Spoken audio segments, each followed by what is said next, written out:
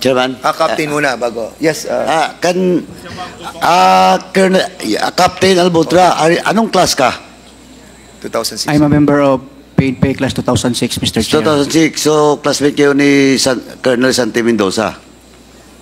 Yes, Mr. Chair. Why you're still rank of captain? Most of your classmates are light colonel and some are major. Mr. Chair, 2 months ago, Mr. Chair, my promotion order was cancelled last 2016 na promotion, Mr. Chair. Kaya balik po ako sa rank of police captain. Are you demoted? Not demoted, Mr. Chair. Cancelled lang po, Mr. Chair. Cancelled yung promotion mo for major? Yes po, Mr. Chair. Ms. Garma, is the guy, Captain Albutra, is the person that you mentioned? Yes, Your Honor, Mr. Chair. So you confirm that Captain Albutra is the same as alleged Colonel Albutra? Yes, Mr. Chair. Thank you, Mr. Chairman. Captain Albutra, during that time, noong June 4 hanggang June 27 of 2018, June 4 to June 27, 5 days before the killing of Antonio Halili, you were assigned sa Calamba City. Yes or no? Yes po, Mr. Chair. You were assigned in the Calamba City primarily for what purpose? Anong assignment ang binigay sa iyo nung nasa Calamba City ka? Mr. Chair, last June 14, 2018, I was issued orders. Anong inassign sa iyo? Anong function mo? Intel operative po, Mr. Chair. Intel ng ano? Intel ng Calamba City Police Station po. Ng SDEU. Opo, Mr. Chair. Drug Enforcement Unit. Correct? Yes, Mr. Chair. So, yun ang reason kung bakit ka nilipat for 23 days sa Calamba City. And Calamba City is just beside Tanawan City. Tama? I have no idea, Mr. Chair. Okay. So, sa loob ng 23 araw na you were assigned in Calamba City as intel of the Drug Enforcement Unit, anong ginawa mo sa loob ng 23 days that you were assigned in that city? Mr. Chair, I have submitted the affidavit, Mr. Chair. Yes, we have received your affidavit. Nakalagay po doon, Mr. Chair, yung mga araw po ng timeline po at saka yung mga activities ko po doon, Mr. Chair. I got your affidavit. But what I'm asking you is, anong ginawa mo bilang ikaw ay intel ng DEU sa Calamba City? Anong work ang ginawa mo during that time? Mr. Chair, nagtrabaho po ako bilang intel and SDEU ng Calamba City Police Station for only 6 days, Mr. Chair, because our order was nullified then, Mr. Chair. Hindi yun ang tinatanong ko. You were designated June 4. June Tama? 14 po, Mr. Chair. Ha? June 14, Mr. Chair. Andito sa affidavit mo. On June 4, 2018, I was issued SO number 7750 for reassignment from Region 7 to Region 4, Calabar Zone. Yes, Mr. Chair, that's the special order, Mr. Chair. Special order. Yes po, Mr. Chair. So ngayon, lumipad ka na doon. Lumipad po ako ng June 8, Mr. Chair. I think that was Friday. Yeah, oo. And then, it doesn't matter na sa akin yun eh. Ang tinatanong ko sa iyo, anong ginawa mo nung panahon na sinasabi mo dito from June 12, June 14, na nakuha mo yung order mo, sinasabi mo, tapos umalis ka na doon ng June 27, nung ikaw binalik na sa Region 7, anong ginawa mo sa area? Kasi yun ang trabaho mo, Intel DEU di ba? So, anong in-Intel mo during that time? I only work as Intel, Mr. Chair, for only 6 days, Mr. Chair, kasi nalified nga po. Okay, correct. Sa 6 days, anong ginawa mo? Nagtrabaho po ako, Mr. Chair. Anong tinrabaho mo? Yung mga Mr. Chair, flagship programs po ng PNP. Ng ano? Gambling, drugs, wanted persons. Meron pong mga accomplishment siguro doon, Mr. Chair, na nakikita doon sa police station, Mr. Chair. At pagkatapos ng trabaho mong yan, ibinalik ka. Yes, Mr. Chair.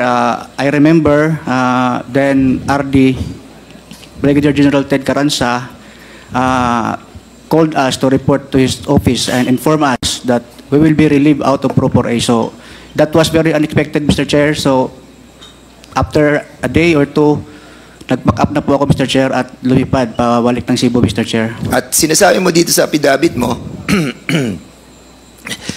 after na babalik ka sa Cebu, nag-courtesy call ka ng July 2, no? Kay Colonel Garma.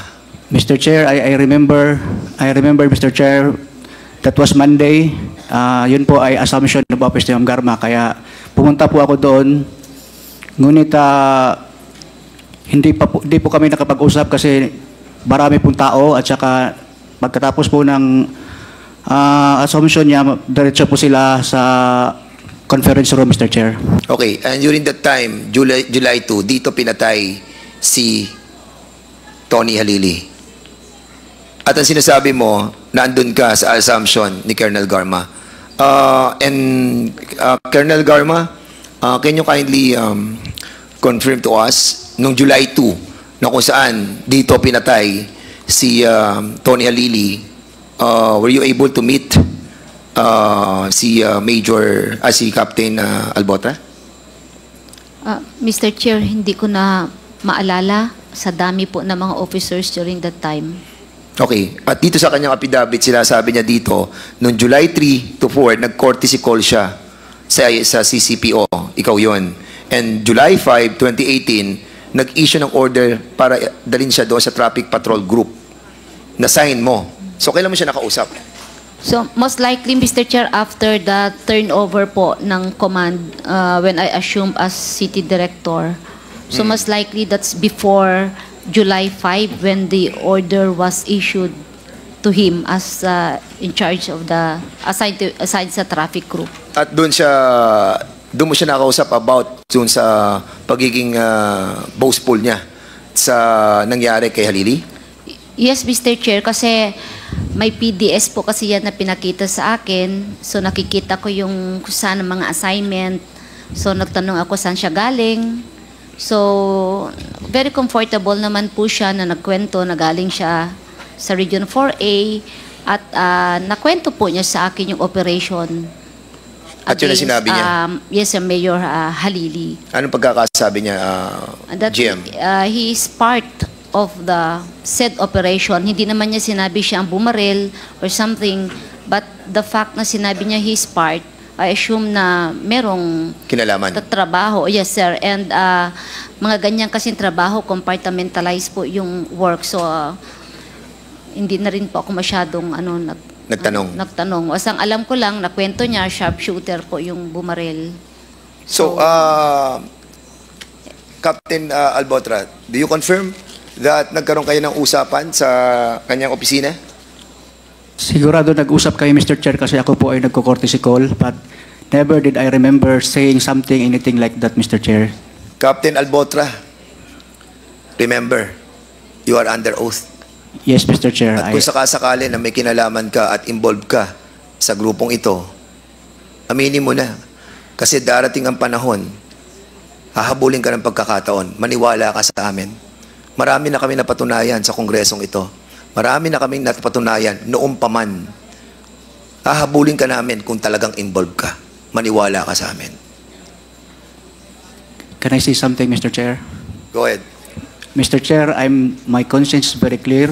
I have not involved in any way to the killing of Mayor Halili, Mr. Chair.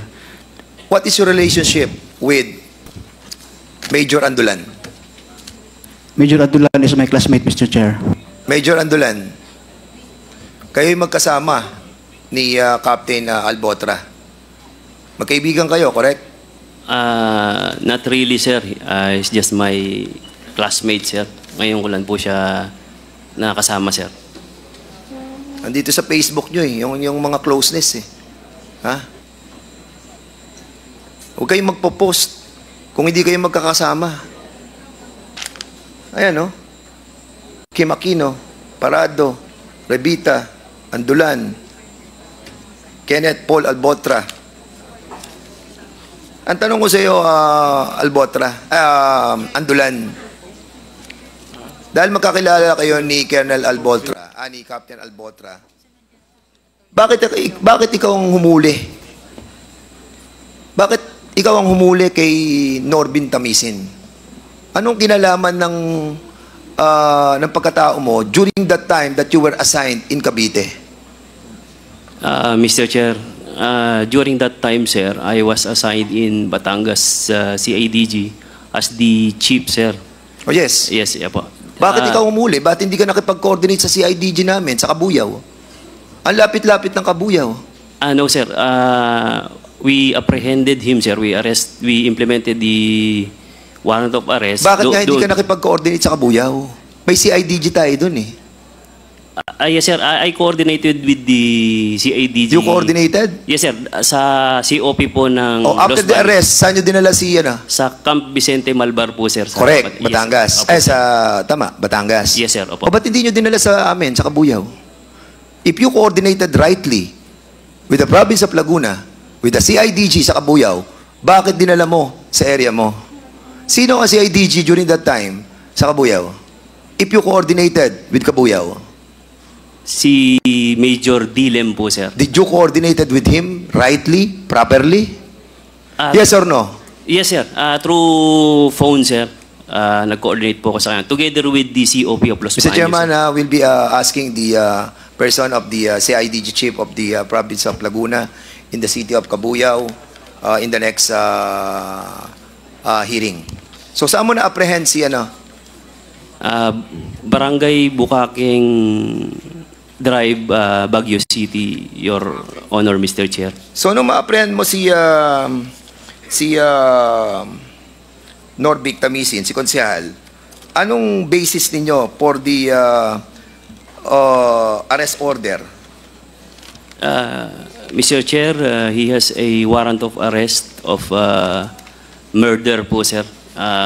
Under branch 107 of... And using this picture? No, sir. Anong ginamit ninyo? Paano nyo nalaman na siya yun? We have an informant, sir. So hindi nyo ginamit yung picture na to? Sa pag-aresto sa kanya? No, sir. Since, ano po, sir, yung informant, sir, close po sa kanya, sir. Apo. Ano yung? Yung informant niya po, sir, close po sa kanya, sir. Yung mga witnesses nyo. Sino mga nagturo sa kay Norbic sa Tamisin during that time? Because you have two witnesses. Informant, sir. Informant, sir, yung nagturo sa amin, sir. You have witnesses. Di ba? Na nakakita sa kanya sa 7-Eleven na nandun daw siya. Sino yung mga yon? Those two informants, sir. Na ginamit yung witnesses sa kaso. Yes, sir. One... Anong pangalan? Public record dyan. Norbic. Sino? Who are these people?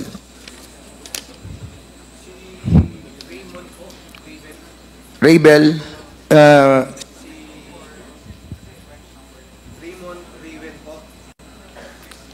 Raymond Raven ng B-10 sa Baipo na hindi naman po doon nakatira.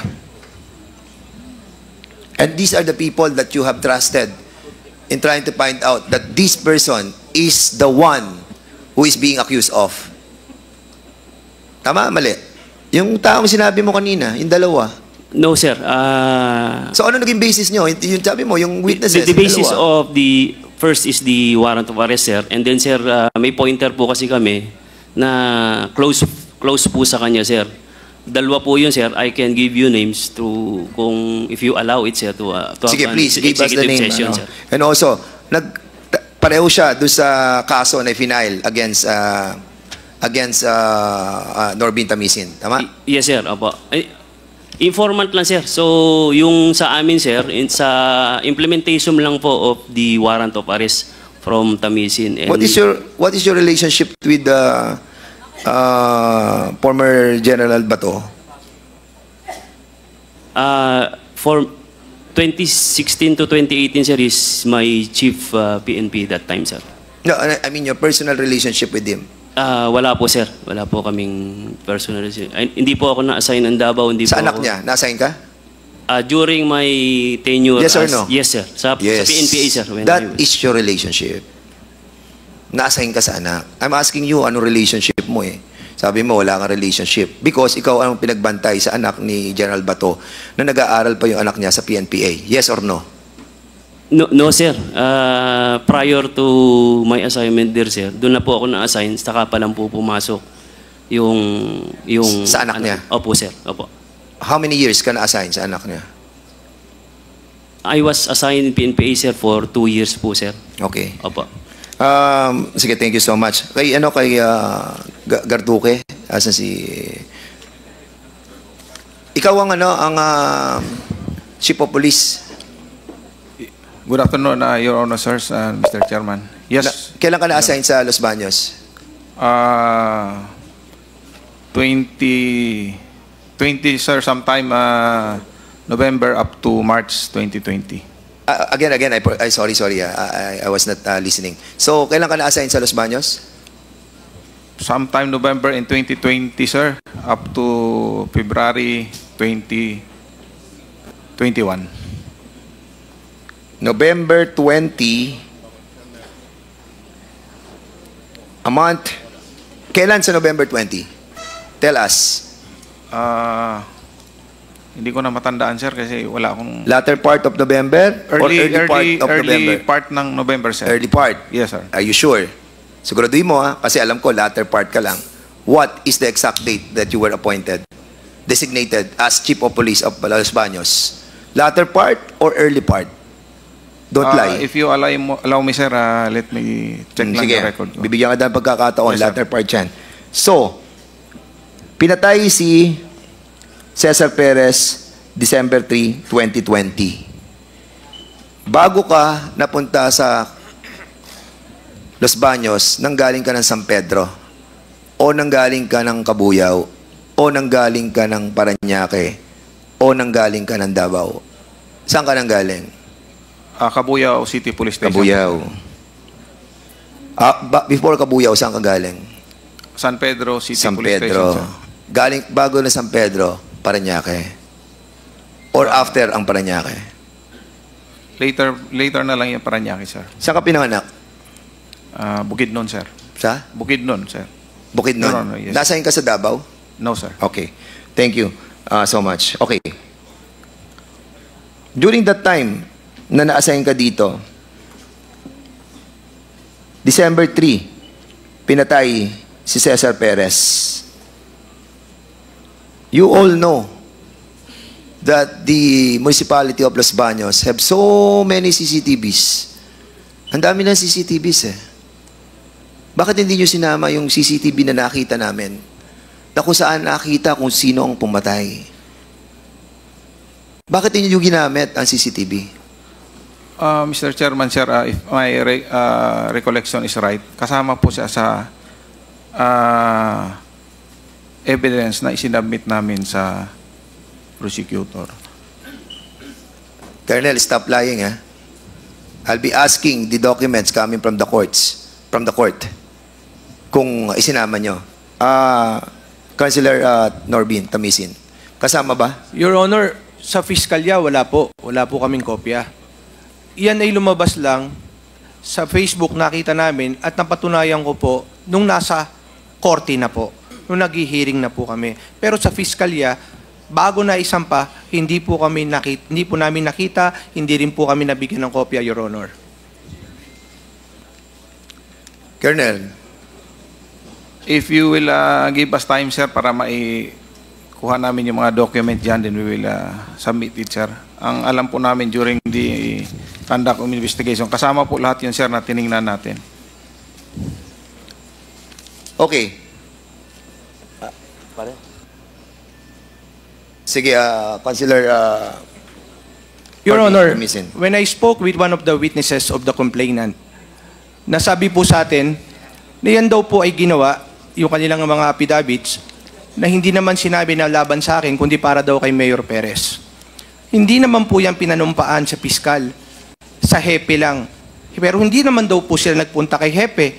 Basta pagkagawa ni Aguilar, yung PSSG Ronel Aguilar, pinunpuntahan sila sa munisipyo, pinapipirma lang, pero hindi po sila, katulad ng isang witness, never po siyang nakaharap si hepe para pirmahan.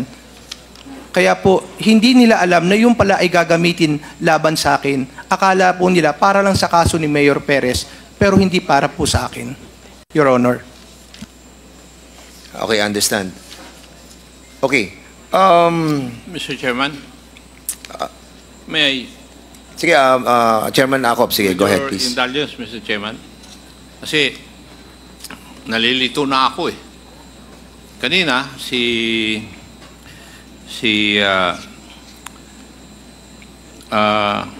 sino yung, ano yung pangalan mo yung tabi ni, katabi ni Albotra sa kanan? Lieutenant Andulan, Mr. Chair. Yung party mo is pag-aresto kay konsehal, tama? Yes, sir. Opo. Pero sa kaso ni Mayor Perez, Direct Mayor Perez of Los Baños, tama? Yes, sir. Pero CIDG ka ng Batangas. Yes, sir. Opo. Okay. Si Colonel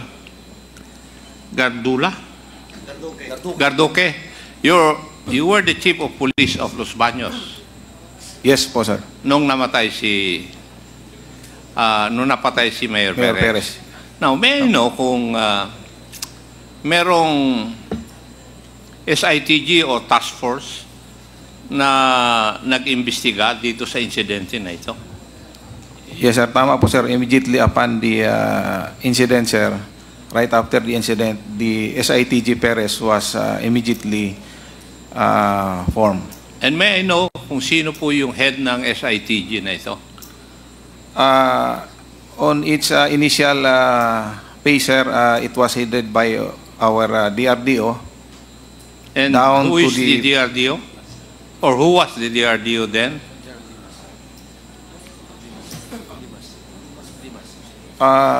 It was Police Brigadier General Rodolph Dimas, sir. Ronald Dimas. Dimas. Sir. Yes, opo. Dimas. Opo, sir. Okay, and so ano ang mga composition ng SITG na ito? Mapping unit. When you say PD Laguna. PD Laguna po, sir. And who was the PD of Laguna then? It was Police Colonel Serafin Pitalio, sir. Petalio. Opo, sir. Siyang PD. Ang RD si General Carranza. No, sir. Sino? It was Police Brigadier General Natividad. Who was then the chief investigator of the SITG? The D7, sir, was the repository and the chief investigator of the SITG. Iho, hindi ko naman tinatanong yung opisina niya yan. Tinatanong ko, sino eh? Was if you allow me, sir, let me check po, sir, kung sino po yung Pakihanap. Dahil Opo, sir. hindi ka ba kasama sa SITG? Kasama po, sir. Now, did you have an investigation report about the incident? Yes po, sir. Yung ba yung sinabmit ninyo? Kanino? It was coursed through to the PD up to the regional director, sir. Thank you. Mr. Chair, may I move that we invite the members of the SITG and to bring with them the investigation report that they have made insofar as the assassination of Mayor Perez of Los Baños, Laguna is concerned. Kasi sila lang naman makakasagot eh. Yes. Doon sa mga katanungan natin kung bakit ang claim ay walang CCTV, hindi na-identify lahat. Kasi ito, dapat kasama po sa investigation report lahat ito eh. And how they will be the only persons who can tell us why naging suspect si former Councilor Norvin Tamisin. As it is, I would like to ask them kung ano talaga ang nakita nila na motive bakit pinatay si Kwan. Kung involved sa drugs yun, bakit isang civilian ang Kwan? Ang nakita nyo na gumawa nung krimen na yun, when in fact, he does not have any business doon po sa illegal drug trade, siguro dyan sa Los Baños, Laguna. Hindi ko makita yung connection eh. That's all, Mr. Chair. Yes, siguro, Chairman. Comsec,